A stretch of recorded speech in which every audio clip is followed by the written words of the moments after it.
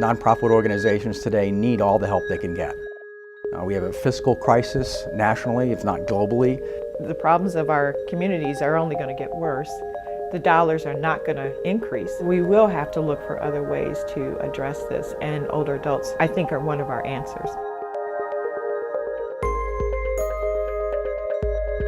Nonprofit organizations, in many cases, have not relied on older adults to be part of their service network. They were always viewed as the clients. Oftentimes when we work in the Aging Services Network and we're working to meet needs, we don't have the time or the luxury, if you will, to think about assets and engaging seniors in helping to find solutions to problems. Maybe there was a time when looking past people in their 50s and 60s and 70s didn't cost you much as you were trying to make things happen in your community.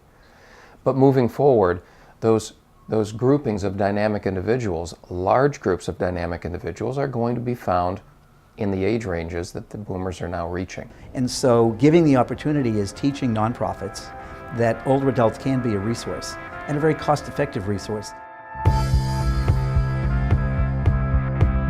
What most people are familiar with is the baby boom.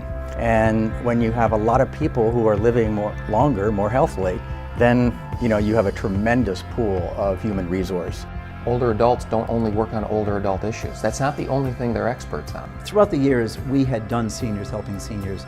This is seniors helping everybody. On lots of issues, we're talking about with the Community Experience Partnership, early childhood education, we're looking at homelessness, we're looking at neighborhood improvement. These are good examples of how older adults can make change, but this is only the tip of the iceberg. There is a lot of people out there that are older adults that are, in some cases, reinventing how they spend their time.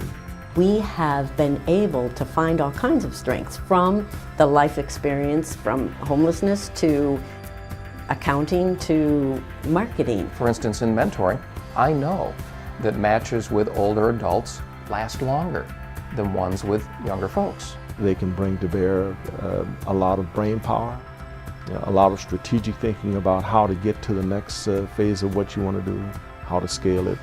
Often older adults are interested in, so how are you doing this different? And how can we be involved in that? And that makes us a better program because of that. I think in the end, we all want to make things better for the populations and the communities we serve.